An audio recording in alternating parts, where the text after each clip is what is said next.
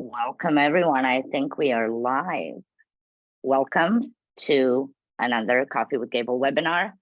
In this episode, we're talking about how workplace leaders can drive business success.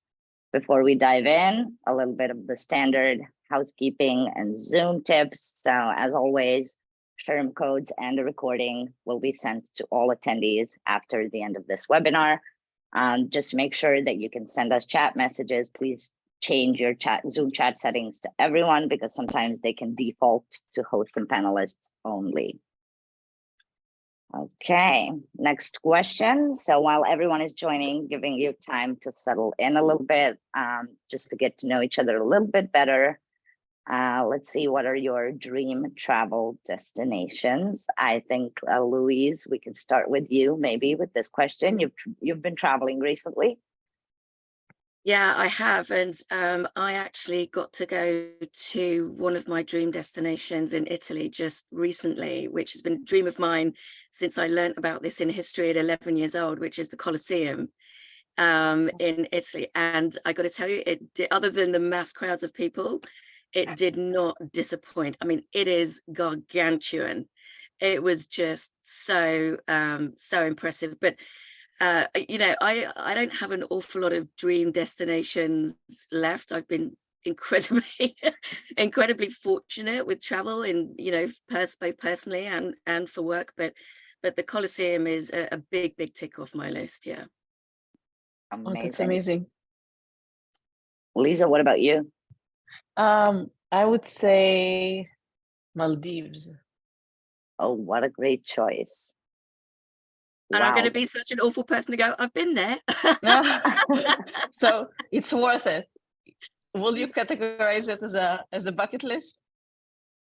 Yeah, you know, I think so, because, you know, as the sea levels rise, that's going to be one of the first underwater. So go see it while you can. Yeah. Gonna book my flight right after this. Okay, let's dive in. So today's speakers with us are Louise Lamb. She's a real estate workplace and operations expert and strategist. And we have Liza Mash Levin, who is the co-founder and CEO of Gable. Welcome, both of you. I think our attendees could already see the levels of energy we can expect in this webinar. So very happy to have you here, and let's talk.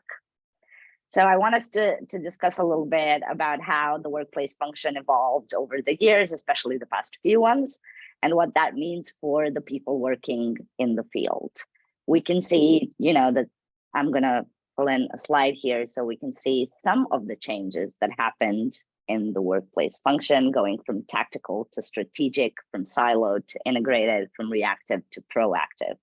But I want to hear a little bit more from both of you on the details. So Louise, a question for you would be to hear firsthand about how your role has changed and what that meant for you. And Liza, as someone who speaks to workplace experts every day, what do you see as the most significant change for them in terms of what's off their plate and what are the new responsibilities they're having?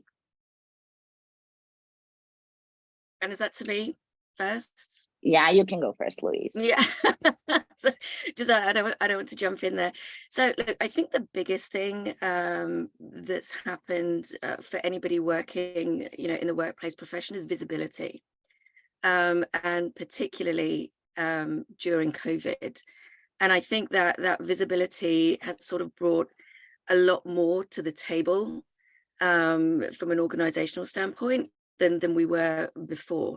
I think, you know, I've been in workplace for 12, 13 years now, and as a workplace leader for the last 10. And when I first started, I think workplace really felt to me as a bit more of an afterthought rather than something that inputted into, you know, the strategic initiatives of the company. So it was a lot more tactical.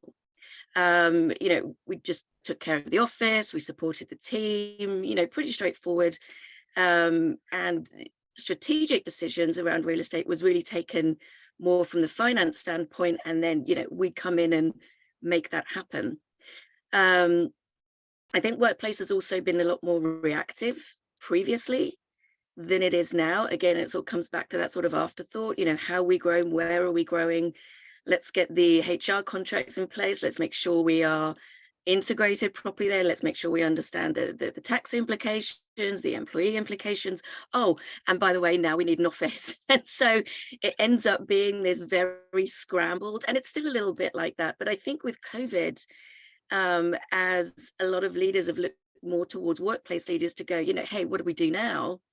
It's become a lot more strategic, and it's become a lot more integrated, and it becomes a lot more proactive. And the proactive one is the thing that if you're not proactive enough about your real estate right now, you really need to be. Real estate is a long-term game. Leases are long. You need to make sure that it's the right decision. There's a lot of spend that goes into that. So I've seen those changes happen organically over the last 10 years, but that has really been sped up over the last 2. So 100% agree. Louise has an amazing background, and I think the evolution is so incredible. What we see from a customer standpoint is how real estate and workplace professionals and even people operations, it depends really who is handling this in the org, are much more thoughtful. It is not as an afterthought, as Louise said, and I definitely relate to that. I also think it is much more experimental in a sense and data driven. And really because we understand that whatever worked before, or people in seats is not the current math. And what is valuable for workplace leaders is to see would be different.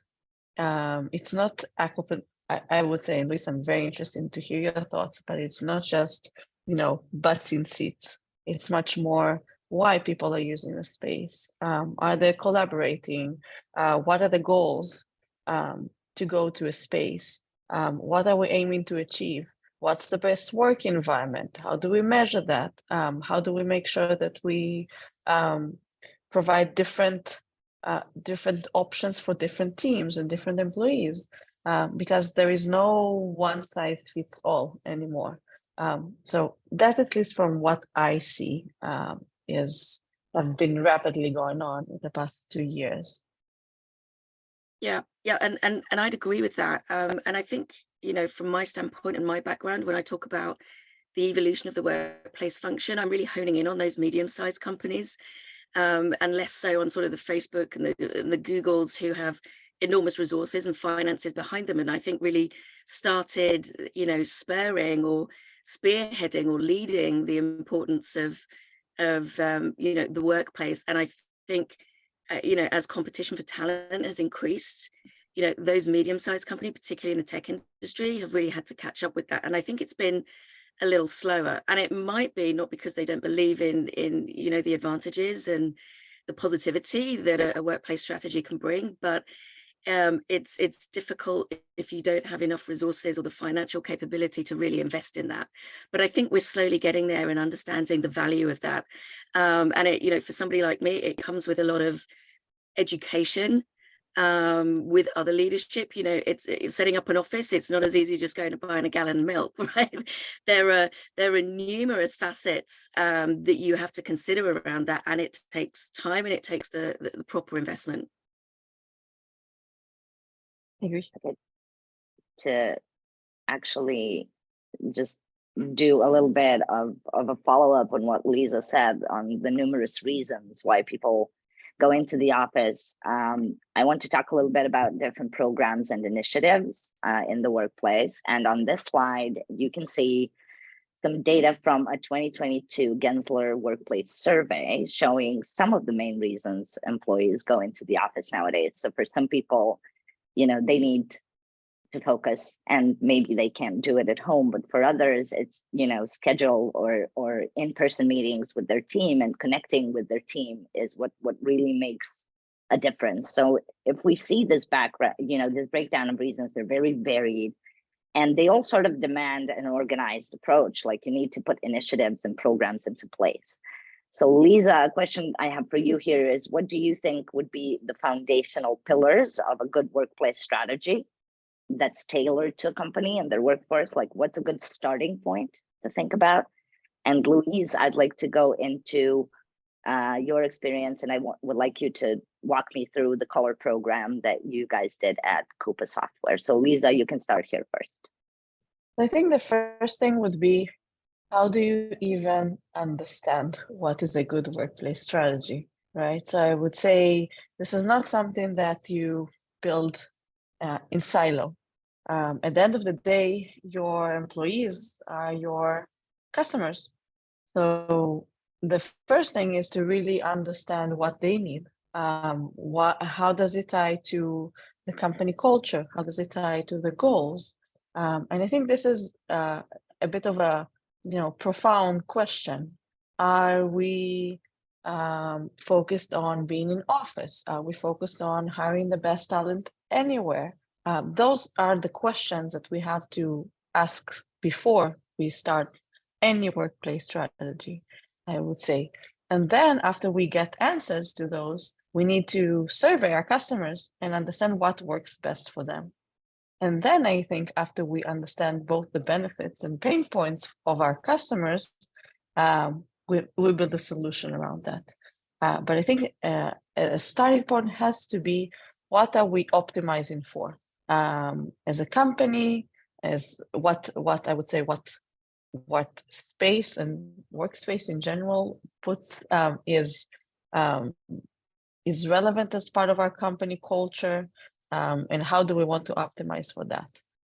I would say this would be my starting point. Yeah, and Gensler have got some really great research and data out there at the moment, but I think what's really interesting about this, and we can talk about, you can't get away from talking about the prior to COVID and post COVID. It just is, right? Because the changes have been so accelerated. But I think what's really interesting about this is that I don't recall asking people prior to COVID, why do you come into the office? Because you went into the office regardless, right? The question might have been by default. Yeah, right. The question might have been, what benefits do you want to see in the office? But you were going into the office. That was just an assumed, right? So I think what's really interesting about some of the data that we've got now in this more hybrid environment that we're working in is understanding the reasons for people going into or choosing to go into. And so that in itself changes the role of workplace dynamically. There's a lot more data that we need to absorb in order to get the best output and the best results for employees, to encourage that coming into the office. And you can see, I mean, this probably isn't an exhaustive list, right? There's probably a number of other reasons that people will talk about, but what's really obvious about this is that, first of all, it's clearly an experience. It's not a working environment. It's an integrated part of your life and the experience that you have and how you engage. And the second thing is, there's a lot of reasons here. How do you how you start looking at that? And it's with all of this data and rationale and reasons for people coming in, how do you start picking apart that data? Because it's almost like you've got to create a space for each individual coming in, right? So, and really finding the specific reasons for your company that are really important to you and your employees, and focusing in on those, I think is really important. My mum always had a good saying that, and we're never going to get this 100% right? But my mum had a great saying, which has really helped me, which is, you can please 90% of the people 100% of the time, or 100% of the people 90% of the time, but you're never. And I think as long as we understand that, and allow, for some of that, it's just about nailing it as best as you can, rather than trying to fix every problem, right? Sounds perfect. So let me dive into the Coupa colors. And Louise, I want you to give us a little bit of background on this initiative and what it looked like. Yeah, so this was a great initiative, and I really enjoyed working on this. So when I started with Coupa, one of the initiatives was an office rebranding. There really wasn't a cohesive branded office as such. So then COVID happened, and as we were slowly coming back to the office, we started to get feedback on what did it mean to come back and what's important. And so as we were getting this feedback, and because we hadn't really started the rebranding exercise, it was an opportunity to address that and also address that as part of the post-COVID environment. And as we were getting feedback, you can see the themes on there. There were some very clear themes in terms of what people wanted to achieve. They needed flexibility. We wanted to be productive. We wanted to collaborate. And I want to hone in on, we wanted to be purposeful in why we came to the office, and there needed to be intent behind that. And all of those themes are great, and that really helped. But the one thing that came up in every conversation was Cooper Colors. And so just to give you a bit of background on Cooper Colors, it's a workplace personality test to determine your individual communication style. And when Cooper talks about this, it's about we lead with one dominant followed by another. I lead with almost equally red and yellow. That's where I sit. I've actually got a question for Liza. Which of these, where do you think your dominant communication style would be? I'm just curious. Red. Very red. Most CEOs are. very red. Yeah. Andrea, what about you? I would say green and red at the same time, but I also think Liza has a lot of blue as well. Right. And look, we're a portion of all of these communication styles, but there is always something that we lead with. And Cooper uses this to help employees flex their communication style with other people so that, we can get to the end result quicker. So when we talk about purpose and intent and being productive, it was all about how can we use Cooper Colors as a visual design concept as part of our rebranding. This is a value that has been very dear to Cooper for a number of years. And we use it as a tool, or Cooper uses it as a tool all the time to be more productive. And we talk about those values and we feel those values, but very rarely do we see a value as a design element. Now, what we started to do was, and the previous slide showed the many different areas that people want to have. And so we started zoning this out. But what we did with those areas is allocate it a specific color. Because what this means is, look, zoning isn't new. And using color, as a sort of psychological impact to help you work isn't new either. But the way that Cooper are using it is different. Each one of these colors means something very specific to every employee. We know that color means something. It's part of the value system that they have.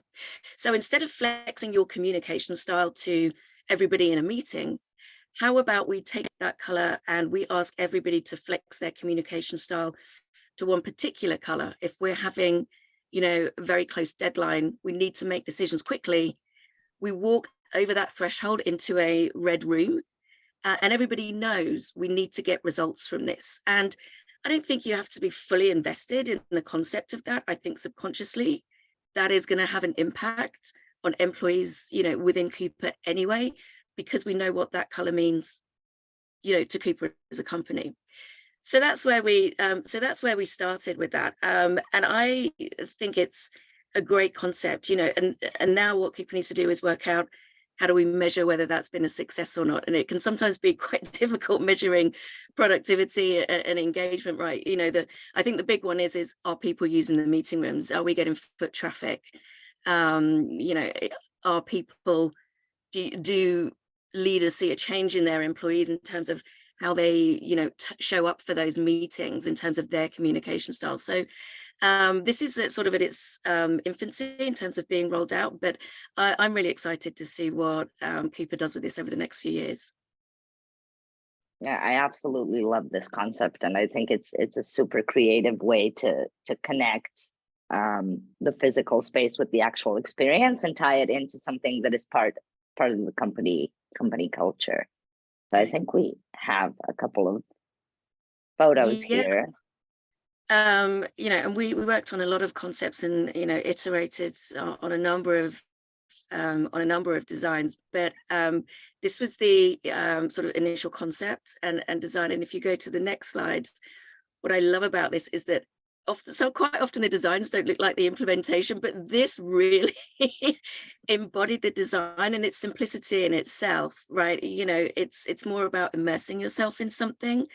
You know, we haven't painted rooms red, you know, we don't want to bash people over the head with it. It's more about leading somebody to that in a very subtle way. And the other thing that I want to mention about this as well is that all of this is very sustainable. None of this was designed to be permanent. It was designed in mind to be, well, look, if we've got the wrong ratio of rooms, we can pick up all of those sound panels on the wall and we can repurpose it somewhere else. We can pick up that accent furniture, we can put it somewhere else.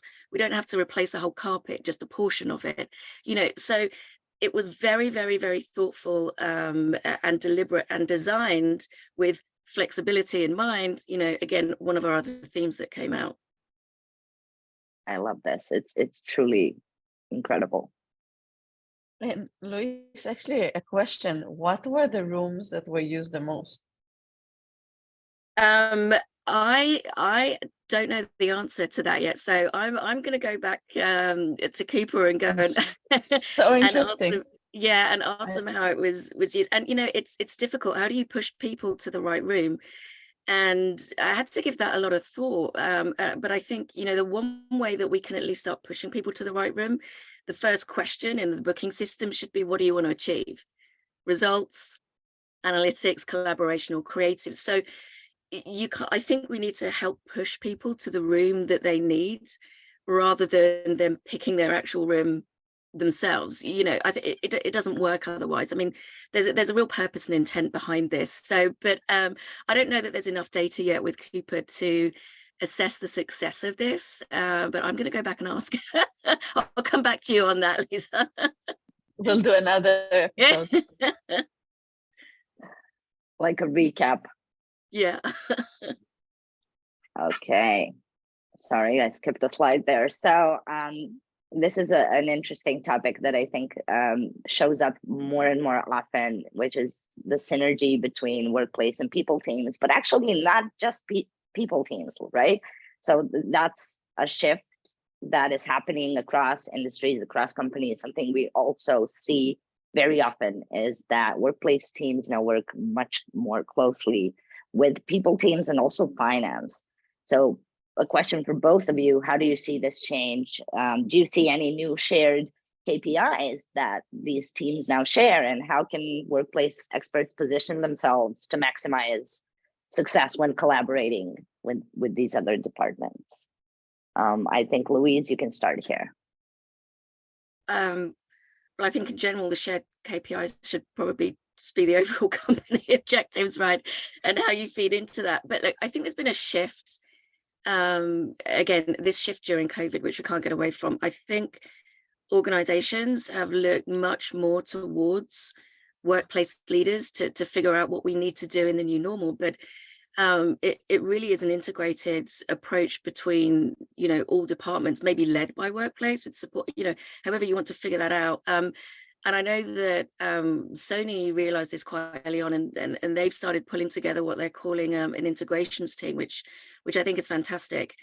And I think as that synergy has come closer and closer together, it's been a real positive development that I think has really reflected the growing importance of workplace in achieving organizational goals. And I think the integration of these teams can result in more effective collaboration, better communication, and better improved decision making.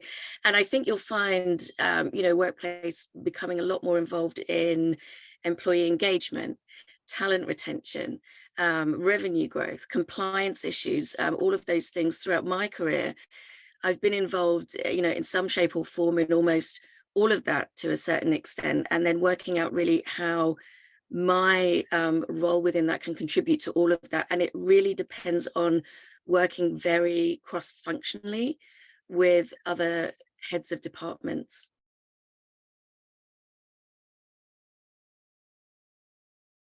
I think one thing that, well, Louise said it, I would say the best, but I think the the biggest thing that at least we see is that at the end of the day, what matters is the employees, right? And at the end of the day, there is also the fact that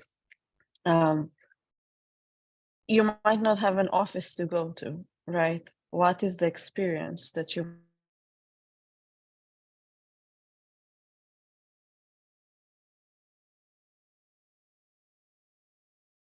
I think Liza's breaking up a little bit.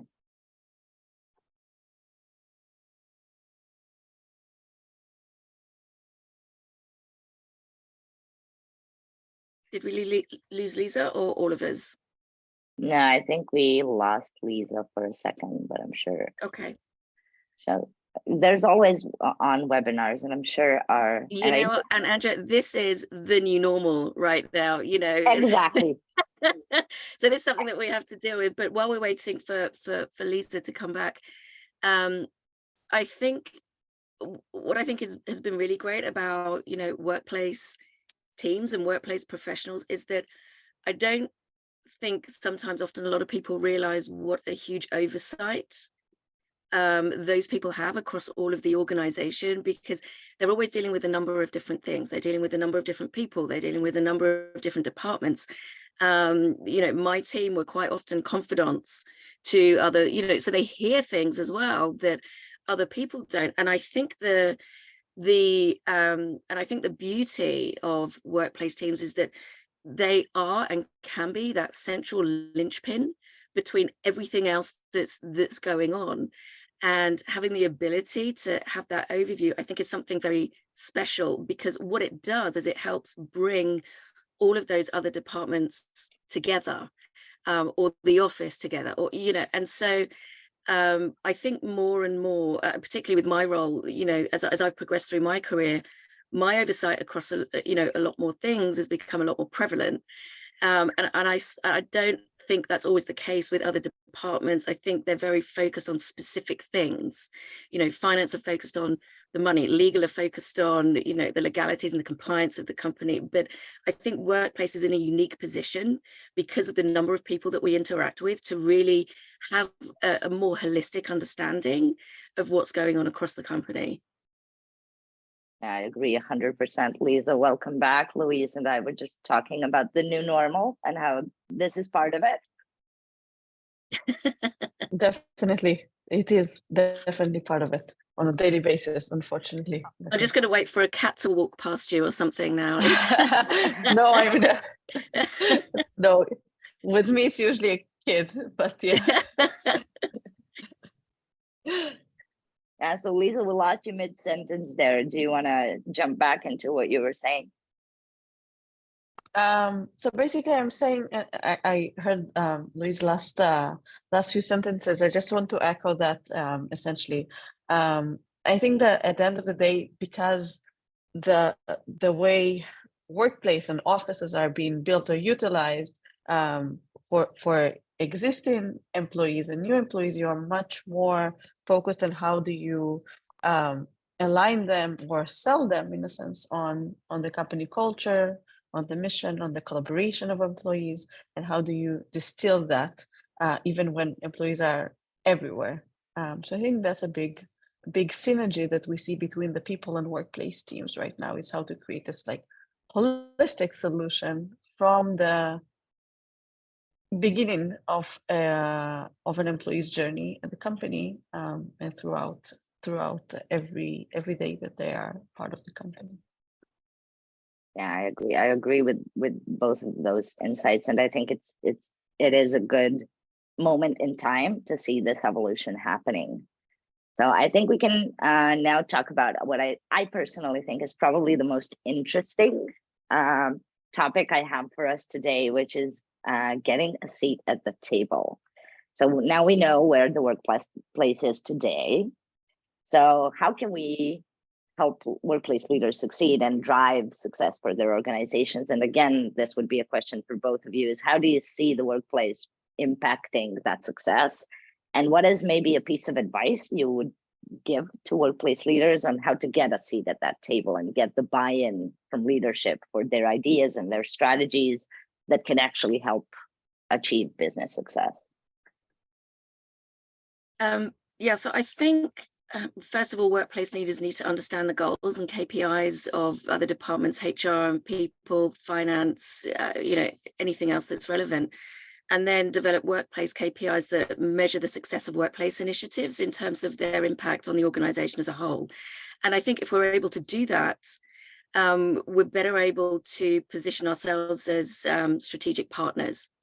I think there's also workplace leaders we all have a lot of access to data, but me personally, I find myself in the weeds with that quite a lot, with that data and the analysis that's gone on with that. And I think also bringing those results to the table and making people aware of what's going on out there, helps to make better decisions as well, and help drive the success of the organization.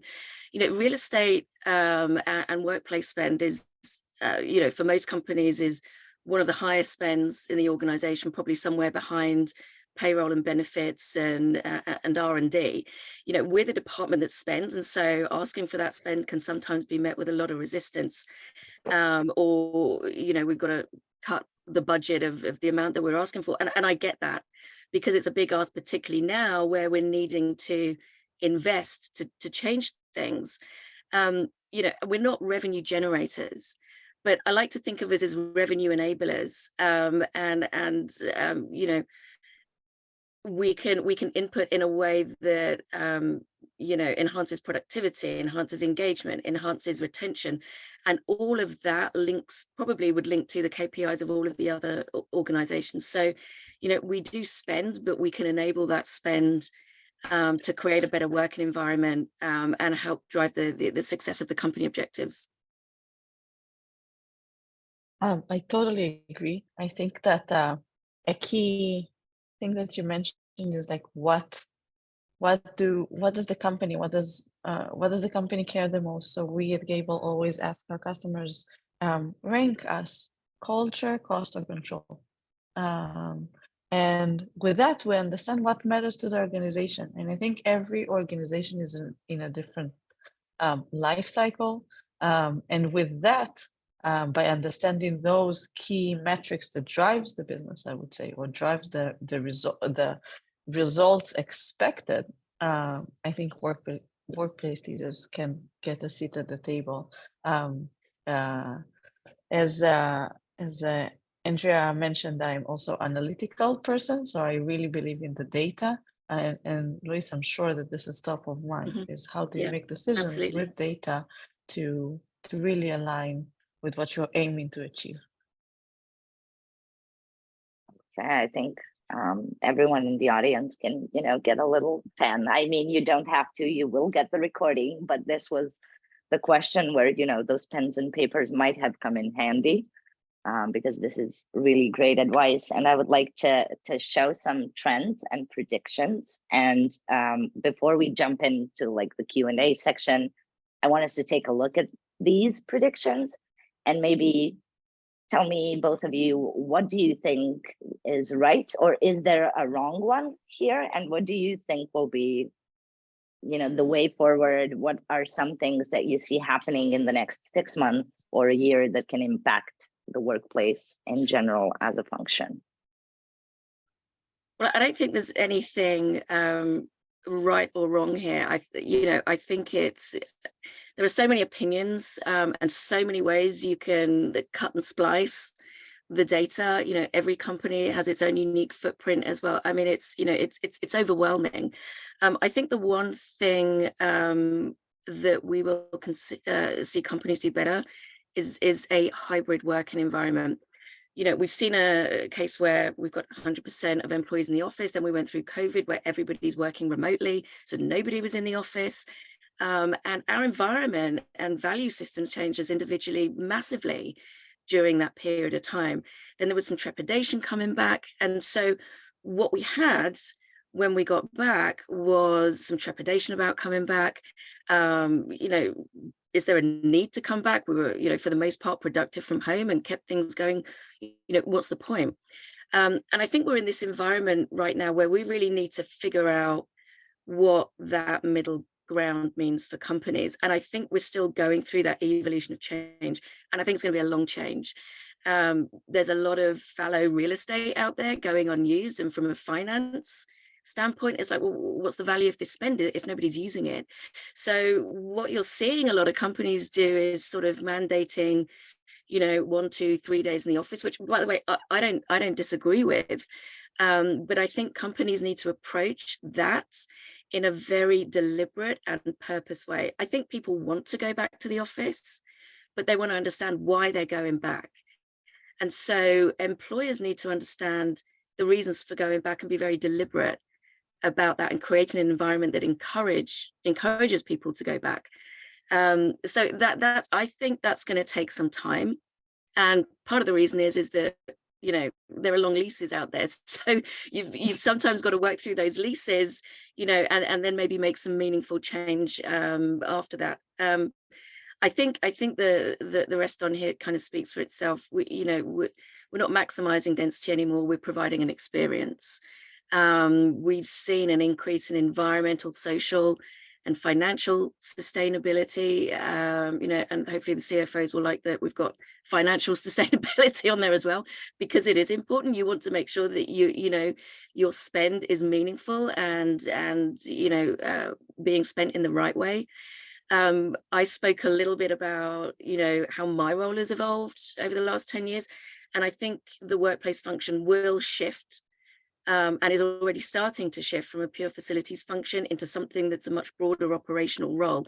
And I think it's going to move into, I think a role that doesn't really largely exist in medium-sized companies. But when I think of that, I think about sort of a mini COO role that's really dealing with the back end of integrating, the back end of those business operations. And I think we're going to start seeing a shift towards that.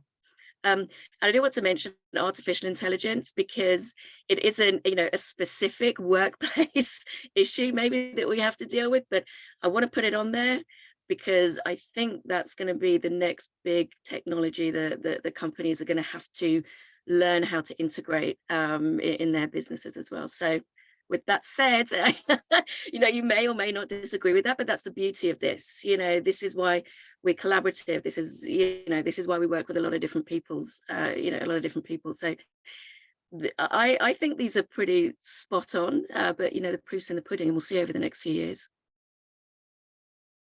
I definitely agree. I have nothing additional to add. I 100% align with Louise here. I'm very curious to see where AI goes in the workplace. So Louise, we're definitely gonna have to chat on this. We will implement it in Gable. I'm a huge ChatGPT fan. So okay, so before we dive into the Q&A, I just want to give everyone a little bit of background about Gable. So Gable enables people and workplace teams to help employees connect while also staying on top of insights and data and getting a holistic view into their workplace strategy. So with Gable, employees can find and book flex workspaces or company offices and connect with their team, while people and workplace teams can set budgets, usage policies, track spending, and oversee real-time data from a single dashboard. So it's an easy way for companies to provide spaces for connection, run data-driven workplaces, and implement strategies employees will love. So if anyone wants to hear more about Gable, I'm just going to put in a quick poll. So if you want to hear more and find out more, just click yes, and we'll be in touch. So if there are any questions for either Louise or Liza, now is the time to drop them either into the chat or the Q&A section. I did have one or two that people sent over on LinkedIn before the episode. So the first one was for Louise. How did you measure the effectiveness of your workplace strategy at Coupa? Well, going back to that is that I don't think that the new design concept has been integrated enough throughout all of the Coupa offices enough yet to understand that. But knowing what I know about Coupa and the engagement that people have around Coupa colors in general, I feel very positive that this is going to, and I'm always an optimist, right? So, but I do feel very strongly that this is going to have a positive impact when you are in the office to, get to that end result quicker. because of how ingrained Cooper Colors is with the culture there. So, and again, I think, you know, some ways to measure that impact is, are people using it? Are leaders noticing a difference in their teams when they're in meetings? Are employees themselves feeling a difference? And a lot of this, you know, I think the easiest measure is footfall into those rooms. The other one, you know, it's a lot harder to gather that data, and it comes based on feedback from employees and leaders, I think. Yeah, so the other question I think was for both of you. So what would you give as advice to a workplace leader on how to ensure employees in different locations, because they're a remote company, have the same visibility, same opportunities, basically an equitable experience, whether they come into the office every day or a couple of days a week or not at all? Lisa, I don't know if you want to go first on that one. To me, it's an easy answer. Use Gable, right? So I have nothing else to add there. That's exactly what we're aiming to solve. Well, look, I think technology needs to play a big part in that, in, you know, for having equal equity in meetings. I also think, well, this isn't workplace specific, I'll come to that, but I also think supporting managers and people leaders need to train themselves differently on how to support what is, you know, a much more diverse, geographically, you know, remote and dispersed team, because how you support people is different when you're not in the office. And I speak from experience with that. I've had a global, you know, geographically dispersed team for over 10 years, and I've made every mistake in the book.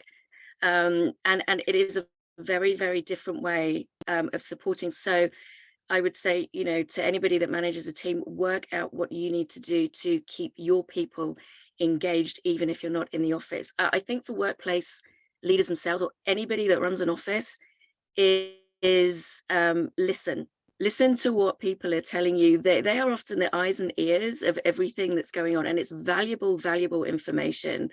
And I think for anybody in a leadership position, be proactive, be preemptive.